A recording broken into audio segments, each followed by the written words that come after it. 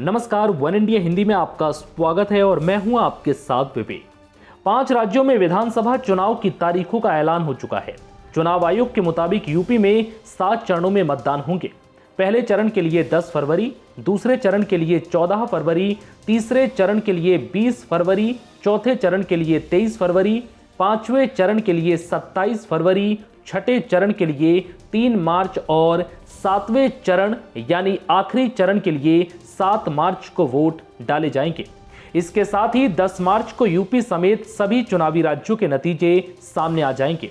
इसके साथ ही अब सियासी हलचल भी तेज हो गई है और सबसे ज्यादा अगर चर्चा किसी राज्य की है तो वो है उत्तर प्रदेश, क्योंकि उत्तर प्रदेश में विधानसभा की 403 सीटें हैं। सत्ता का लंबा सूखा देखने के बाद बीजेपी गठबंधन ने 2017 में यूपी में 324 सीटें जीतकर प्रचंड बहुमत से वापसी की थी, जिसमें अकेले बीजेपी के खाते में 312 सीटें आई थी। हालांकि 2017 के मुकाबले 2022 का मुकाबला बेहद दिलचस्प है, क्योंकि इस बार बीजेपी और सपा में कड़ा मुकाबला है। वहीं बीएसपी और कांग्रेस का हाल पिछली बार की तरह बेहाल ही दिखाई दे रहा है, जिसकी वजह से अब लड़ाई सीधी अखिलेश यादव और योगी आदित्यनाथ के बीच है।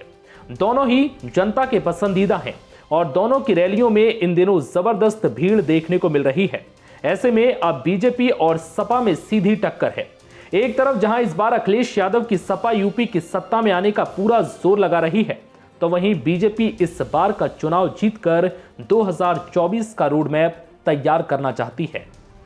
2017 में कैसा था हाल? साल 2017 में बीजेपी, सपा, बसपा और कांग्रेस का क्या हाल था और 2022 के चुनाव को लेकर यूपी की जनता का मूड क्या कहता है, ये भी आपको बताते हैं। दरअसल इस बार का मुकाबला बेहद अलग है, क्योंकि सीएम योगी की हिंदूवादी छवि बीजेपी के लिए जहां यूपी में हिंदू वोटर्स के लिहाज से दमदार साबित हुई है, तो वहीं मुस्लिम वोटर्स खोने का डर भी है, क्योंकि इस बार ओवैसी की AIMIM भी यूपी के चुनावी मैदान में उतरी है और मुस्लिम बहुल आबादी वाले क्षेत्र में बीजेपी को मुस्लिम वोटर्स झटका दे सकते हैं। तो वहीं इसका फायदा अखिलेश या ओवैसी की पार्टी को हो सकता है। 2017 के चुनाव में बीजेपी ने 312 सीटें जीतकर 3/4 बहुमत हासिल किया था। वहीं छोटी पार्टियों के साथ गठबंधन की वजह से बीजेपी के पास वर्तमान में 324 सीटें हैं, जबकि समाजवादी पार्टी कांग्रेस गठबंधन को सिर्फ 54 सीटों से संतोष करना पड़ा। वहीं पूर्व मुख्यमंत्री मायावती की बहुजन समाज पार्टी के हिस्से में सिर्फ 19 सीटें आईं, जबकि अन्य के पास 5 सीटें हैं और ये वर्तमान का आंकड़ा है। 2022 में कौन सी पार्टी दमदार है? इस बार यूपी में सीटों के लिहाज से बीजेपी को झटका लग सकता है, लेकिन सरकार बनाने में कामयाब भी है, क्योंकि यूपी में इस बार के ओपिनियन पोल के नतीजे बता रहे हैं कि यूपी की जनता किसे कुर्सी सौंपने के मूड में है। एबीपी न्यूज के ओपिनियन पोल के मुताबिक 49% जनता का मानना है कि बीजेपी एक बार फिर देश के इस बड़े सूबे में सरकार बनाएगी। वहीं 30% जनता को लगता है कि अखिलेश यादव की सपा को इस चुनाव में सत्ता की चाबी हासिल होगी, जिससे एक बात तो साफ हो गई है कि मुकाबला बीजेपी और सपा में है।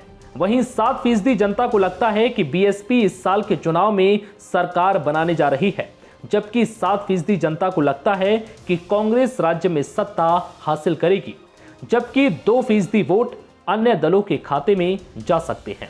फिलहाल इस वीडियो में इतना ही। नमस्कार।